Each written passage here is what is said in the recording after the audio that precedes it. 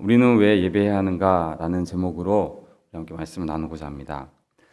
여러분, 우리는 왜 예배를 해야 할까요? 네. 왜 일주일에 한 번씩, 그리고 많게는 일주일에 몇 번씩 예배를 드려야 할까요? 단순히 하나님의 명령이기 때문에 예배해야 되는 걸까요? 아니면 하나님께 예배드리지 않으면 벌을 받기 때문에 두려워서, 무서워서 우리는 예배를 드려야 할까요? 아니면 어릴 적부터 습관적으로 예배를 드렸기 때문에 의례 그렇게 형식적으로 예배를 드리고 있진 않습니까? 저는 오늘 이 설교를 통해서 우리 스스로에게 우리가 왜 예배를 해야 하는지 스스로에게 묻는 그런 시간을 가져봤으면 좋겠습니다. 우리 스스로에게 나는 왜 예배를 드려야 하는가, 예배를 해야 하는가 물어보시기 바랍니다. 오늘 말씀을 통해 예배의 의미를 발견하고 우리의 마음에 있는 하나님과 예배에 대한 오해가 있다면 풀리는 복된 시간이 되길 주님의 이름으로 축복합니다. 우리는 왜 예배해야 하는가라는 이 질문에 답하기 위해서 세 가지 정도의 질문을 함께 해보려고 합니다. 첫 번째 질문은요, 예배란 무엇인가입니다. 여러분 예배가 무엇이라고 생각하십니까? 예배는 문자적으로 예배를 몸을 굽혀 절하다, 예를 표해서 몸을 굽히다라는 그런 의미를 가지고 있습니다. 이 단어는 하나님에 대한 경배 또는 복종의 이 동작을 묘사하는 표현이라고 할 수 있죠. 그리고 성경은요, 이 예배에 대해서 그리고 하나님에 대해서 뭐라고 말하냐면 하나님은 예배받기에 합당하신 분이시다라고 성경은 말하고 있습니다. 우리 하나님은 이 세상 천지 만물을 창조하실 뿐 아니라 또한 죄로 인해 죽은 우리를 구원하신, 찬양받기에 또 높임받기에 합당하신 분이라는 거죠. 성경 곳곳에는 이런 하나님을 향한 예배의 모습들이 많이 등장하는데요. 오늘 본문에도 과연 어떤 예배의 모습을 우리가 찾아볼 수 있는지 계속해서 살펴볼 텐데, 우리가 먼저 예배를 모습을 찾아보기, 오늘 본문에서 예배를 찾아보기 전에요, 하나님이 이 아담과 하와에게 어떤 복을 주셨는지를 먼저 살펴볼 필요가 있습니다. 하나님은 아담과 하와에게요, 에덴 동산을 주시고 그들에게 그 동산을 다스릴 권한을 주셨습니다. 창세기 2장 15절 말씀, 19절 말씀인데요. 우리 함께 읽어보면 좋을 것 같아요. 15절 말씀 먼저 읽겠습니다. 여호와 하나님이 그 사람을 이끌어 에덴 동산에 두어 그것을 경작하며 지키게 하시고, 19절 말씀입니다. 여호와 하나님이 흙으로 각종 들짐승과 공중의 각종 새를 지으시고 아담이 무엇이라고 부르나 보시려고 그것들을 그에게 이끌어 가시니 아담이 각 생물을 부르는 것이 곧 그 이름이 되었더라. 아멘. 여러분, 아담은요, 하나님을 대신해서 이 에덴 동산을 지키고 에덴 동산에 있는 동물과 식물들과 모든 피조물을 다스릴 수 있었습니다.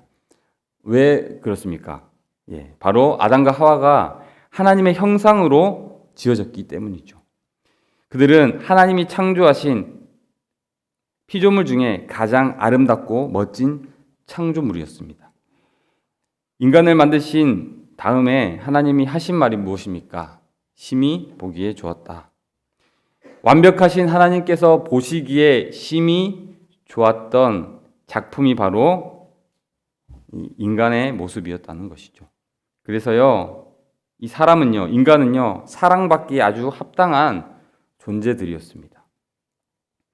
사랑 여러분, 이는 아담과 하와만이 이렇게 하나님 보시기에 심히 좋았다, 지음받았다 라고 말하는 것이 아닙니다.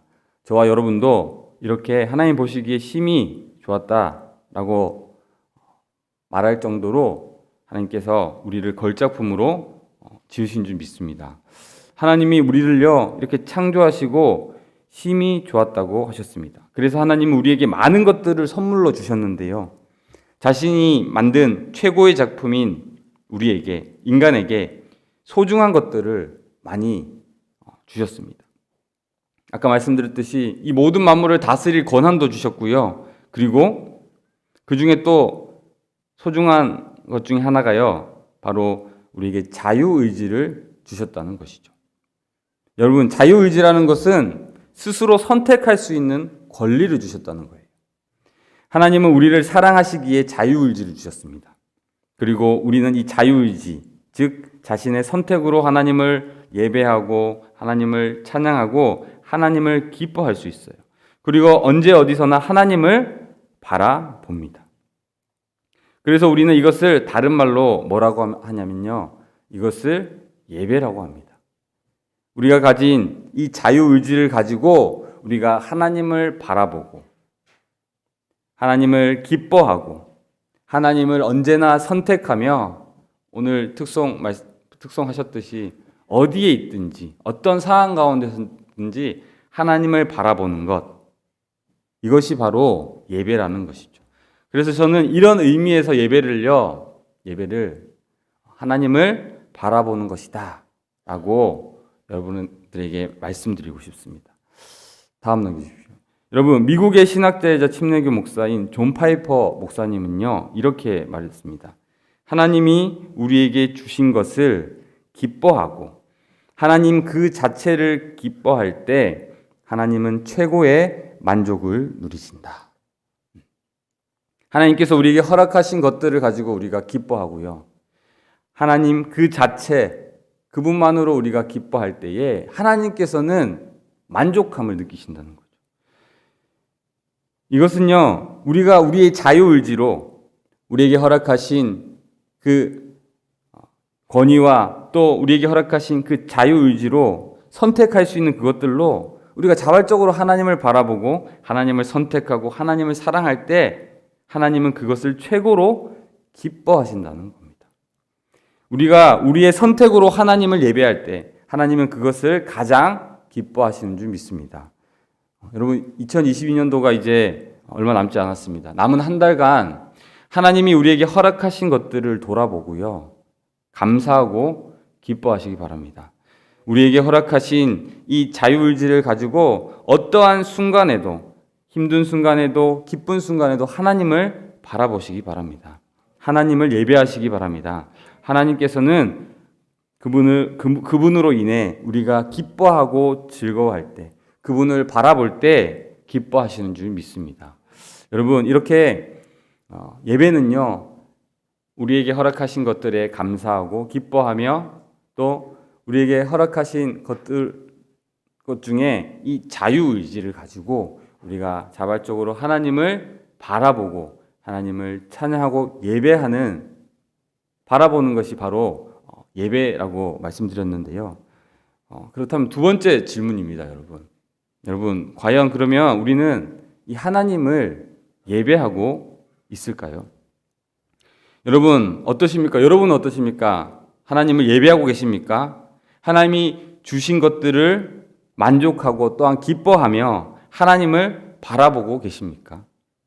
우리는 이 질문을 답하기 전에 짚고 넘어가야 할 부분이 있습니다. 바로 우리 인간에게는요, 우리에게 많은 것들을 하나님께서 허락하셨지만 우리 인간에게는 또한 심각한 문제가 있다는 것을 우리는 좀 기억해야 됩니다. 무슨 문제입니까? 바로 죄의 문제입니다.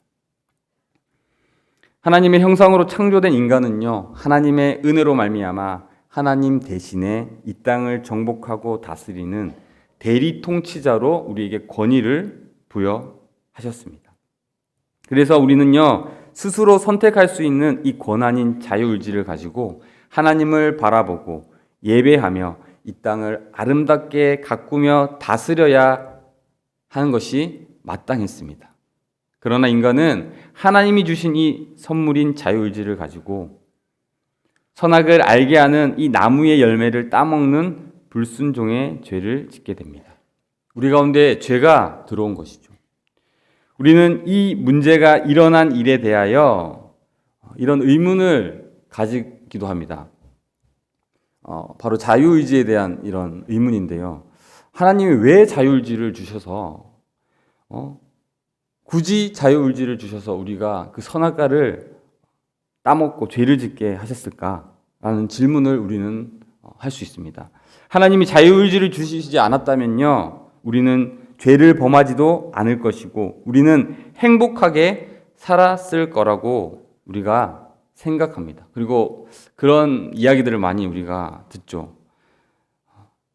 그렇다면 하나님께서는 여러분 왜 우리에게 자유의지라는 것을 주셨을까요? 답은 간단합니다, 여러분.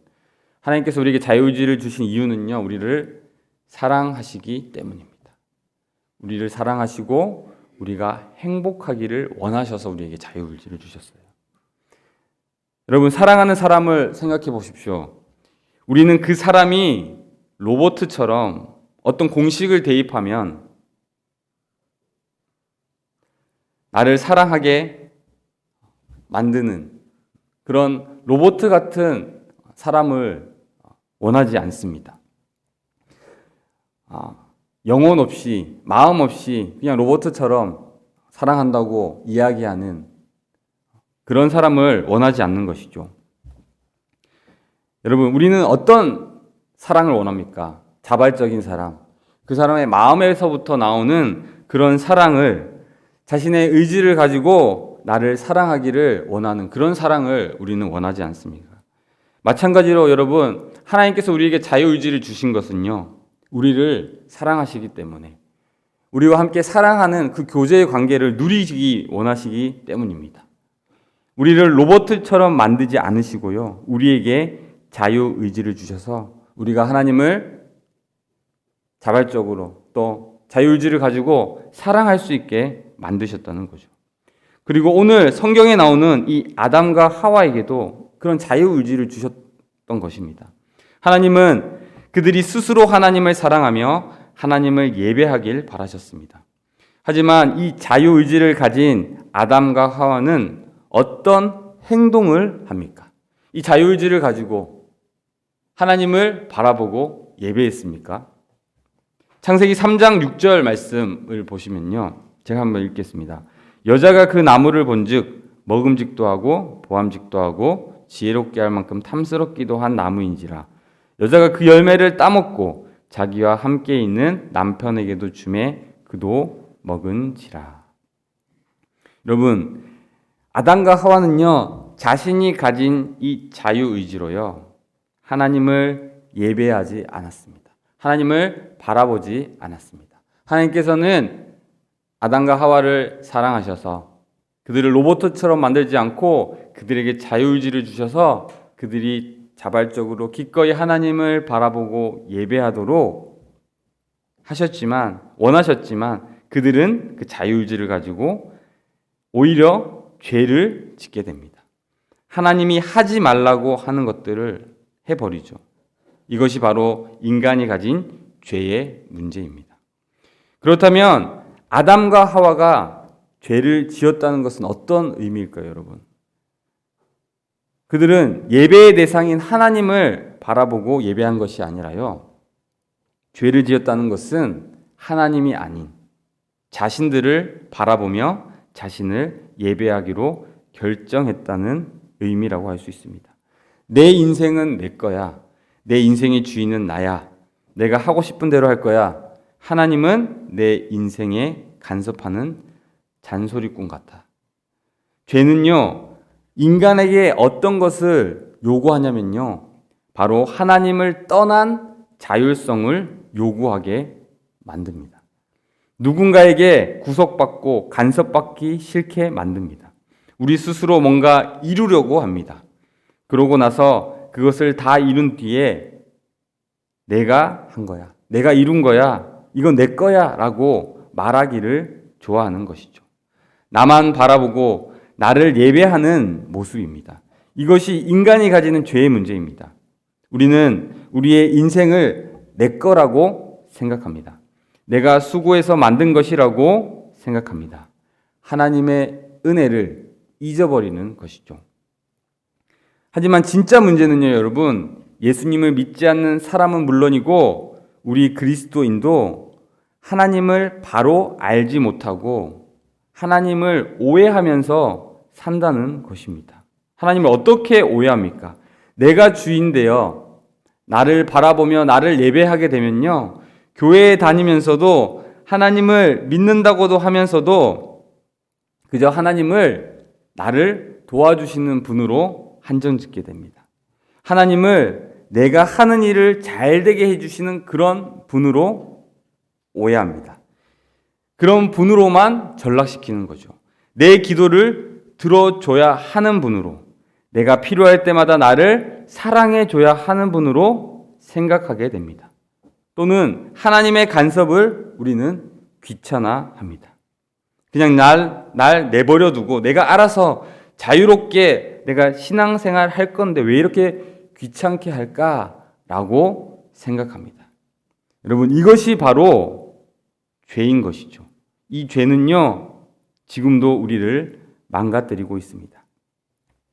여러분, 죄로 인해 내가 주인이 되어 하나님께서 허락하신 그 모든 것들, 특별히 이 자유의지를 가지고요, 나를 바라보고 예배하는 이런 우리에게는요, 오늘 본문은 이 예배에 대해서 어떻게 무엇이라고 지금 말하고 있는지 한번 살펴보고자 합니다. 창세기 2장 9절 말씀, 오늘 읽었던 말씀인데요. 우리 함께 읽어보도록 하겠습니다. 시작. 여호와 하나님이 그 땅에 보시기에 아름답고 먹기에 좋은 나무가 나게 하시니 동산 가운데에는 생명나무와 선악을 알게 하는 나무도 있더라. 아멘. 여기서 중요한 단어는요, 바로 동산 가운데라는 말입니다. 하나님은요, 아담과 하와에게 이렇게 말씀하셨습니다. 창세기 2장 16절에서 17절 말씀에 보시면 여호와 하나님이 그 사람에게 명하여 이르시되 동산 각종 나무의 열매는 내가 임의로 먹되 선악을 알게 하는 나무의 열매는 먹지 말라. 내가 먹는 날에는 반드시 죽으리라 하시니라. 하나님은 동산의 열매를 너희 마음껏 먹으라고 말씀하셨어요. 모두 다 너희 거야. 내가 준 모든 복을 마음껏 누려도 돼. 걱정하지 말고 네 거라고 생각하고 네 마음대로 해도 돼. 하지만 선악을 알게 하는 나무의 열매는 먹어서는 안 돼. 이 열매를 먹는 날에는 내가 반드시 죽을 거야. 이렇게 이야기하셨죠. 여러분, 그리고 이 선악을 알게 하는 나무를 어디에 위치해 놓으셨죠? 바로 동산 중앙에 두셨습니다. 동산 중앙에 있다는 말은 무슨 의미입니까? 어디에 가든지 어디에 있든지 잘 보이는 장소에 있었다는 말이죠.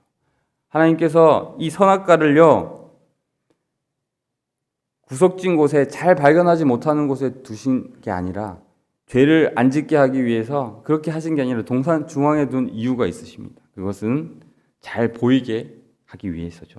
선악을 알게 하는 나무는요, 바로 창조주와 피조물을 나누는, 구별하는 유일한 도구가 됐습니다. 동산의 모든 나무의 실과 모든 것들은 네가 먹어도 되지만 이 선악을 알게 하는 나무는 먹으면 안 돼.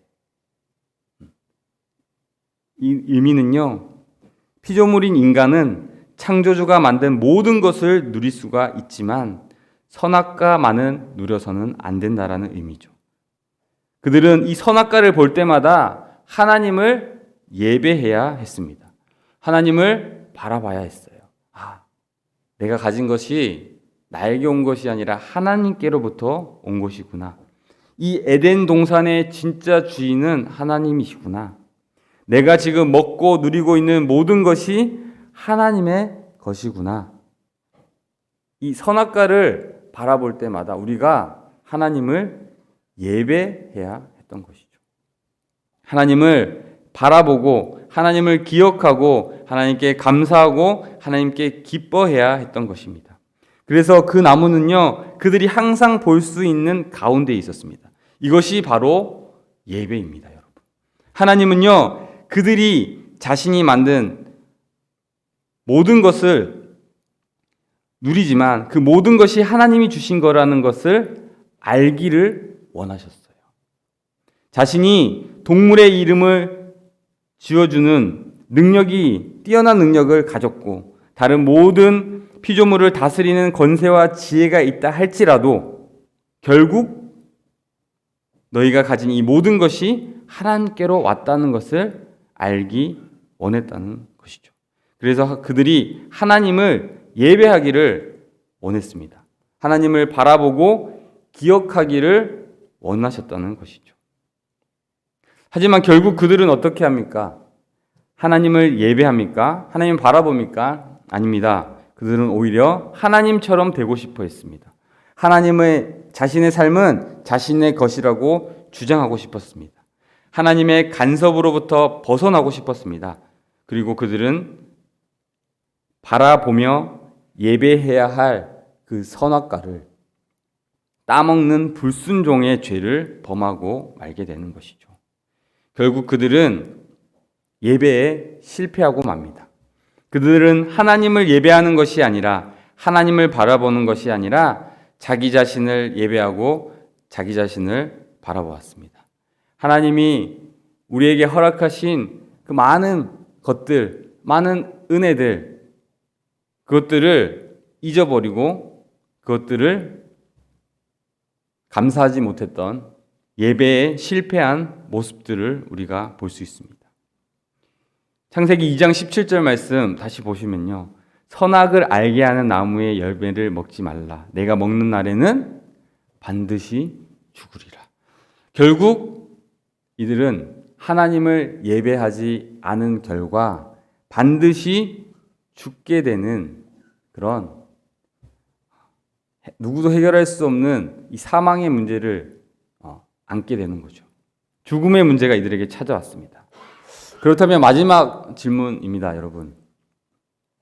이렇게 예배에 실패한 우리가 어떻게 다시 하나님을 예배할 수 있게 될까요? 하나님을 예배하기에 마땅한 우리가 하나님을 바라보지 않고 우리 자신을 바라보고 하나님을 기억하지 못하고 우리를 예배하며 나 자신을 예배하며 살아가는 이런 실패한 우리의 인생이 어떻게 다시금 하나님을 예배할 수 있을까요? 바로 예배에 실패한 우리를 위해서 예수 그리스도가 하신 일을 우리가 바라볼 때에 우리가 다시 예배할 수 있는 것입니다. 아담과 하와는 그리고 우리는요, 하나님의 만드신 피조물입니다. 하지만 우리는 우리가 창조자인 것처럼 행동합니다. 우리가 주인인 것처럼 행동하죠. 내 인생은 내 것이라고 주장합니다. 피조물들은 창조주 하나님을 예배해야 하지만 우리는 실패하고 말았습니다. 그리고 그에 합당한 대가로 반드시 죽어야만 했습니다. 하지만 우리 주님 대신 그리스도께서는요, 어떤 일을 하셨습니까? 그는 평생을 하나님을 바라보셨고요, 예배하셨습니다. 그는 영원부터 영원까지 하나님만을 예배하셨고요. 알파의 오메가라는 영원한 시간에서 단 한 번도 하나님으로부터 눈을 뗀 적이 없었습니다. 예수님의 삶은 예배 그 자체셨죠.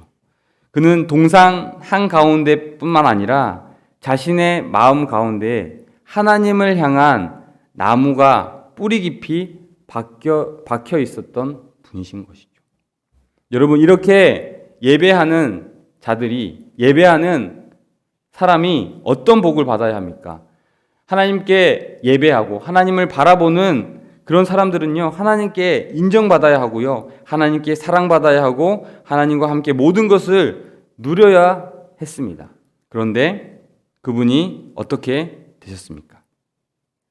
창세기 2장 17절 말씀을 다시 보시면 선악을 알게 하는 나무의 열매를 먹지 마라. 내가 먹는 날에는 반드시 죽으리라.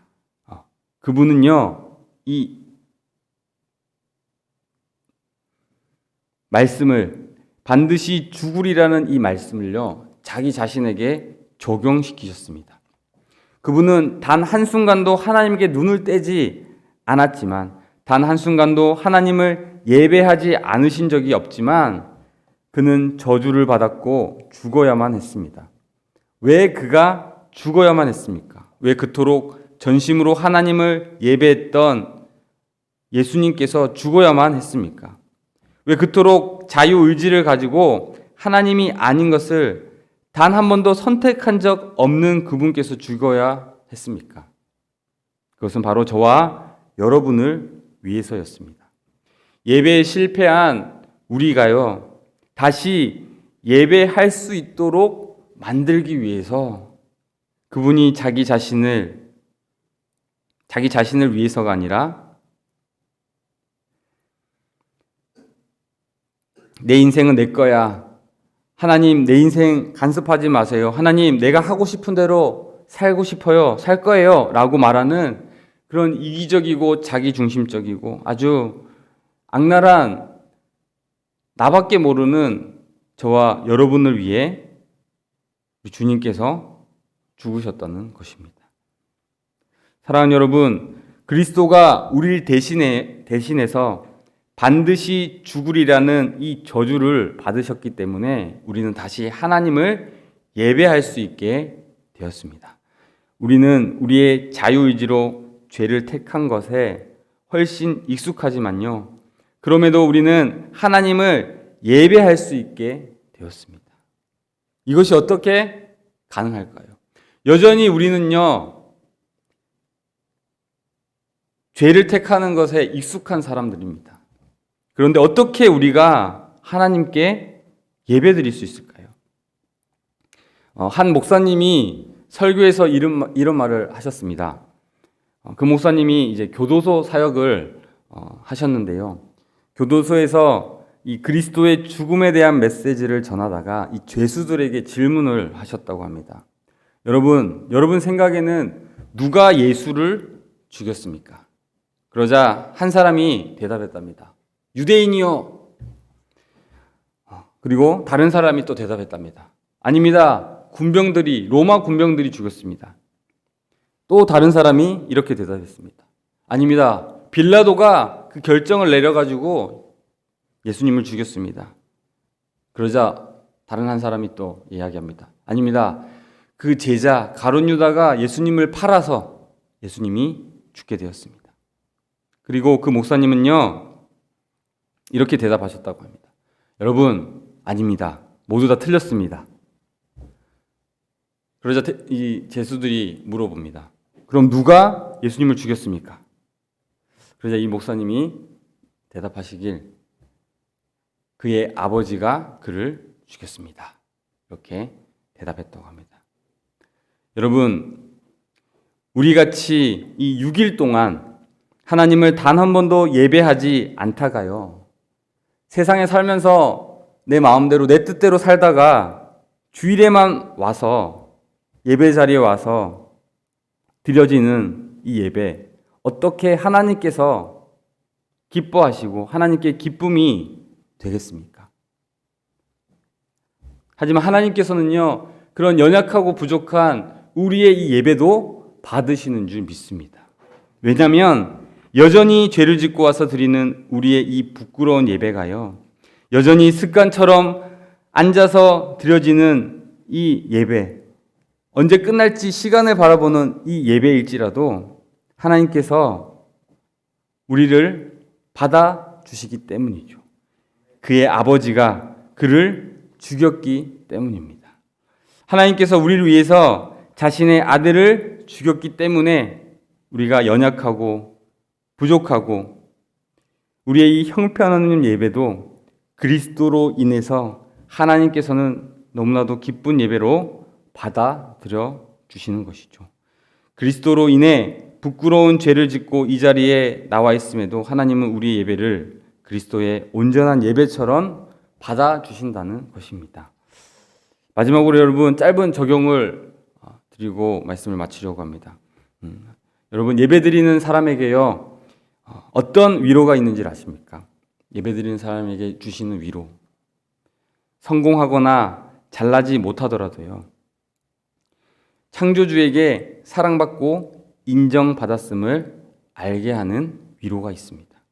나의 외모와 나의 스펙과 나의 어떠함과 상관없이 나는 하나님의 자녀로서 흠없는 온전한 사람이라는 것을 알게 되는 위로가 있습니다. 사람들에게 인정받기 위하여 열심히 사는 사람들도요, 세상을 지으신 이가 나를 칭찬해 주시고 받아준다는 것을 알게 되는 위로가 있습니다. 돈 때문에 모든 것을 바치며 아둥바둥 사는 자도요, 하나님께서 자신의 자녀를 먹이시고 입히시다는 것을 알게 되는 위로가 있습니다. 그리고 세상의 모든 염려와 걱정보다 하나님이 더 크신 분이라는 것을 알게 되는 위로가 있다는 것이죠. 사랑하는 성도 여러분, 우리가 왜 예배해야 합니까? 우리는 왜 하나님을 바라봐야 합니까? 그분은 우리가 행복하길 원하세요. 그래서 예배를 통해 세상에서 지친 우리를 위로하길 원하고 계십니다. 그분은 예배를 통해 우리가 진짜 만족과 안식을 누리길 원하십니다. 그리고 이 시간에도 우리를 위해서 자신의 아들마저도 아끼지 않는, 이 세상을 창조하고 지금도 이 세상의 역사를 주관하시는 분이시지만 그분께서 자신의 아들마저도 아끼지 않는 그 사랑으로 우리를 부르고 계시기 때문입니다. 나의 사랑, 나의 어여쁜 자여, 일어나 함께 가자. 오늘도 그리스도께 나아가시기 바랍니다. 그리고 그분을 의지하여 예배하시기 바랍니다. 그럴 때 참된 평안과 위로를 누리시는 저와 우리 부평교회 모든 성도님들 되시길 주님의 이름으로 축복합니다.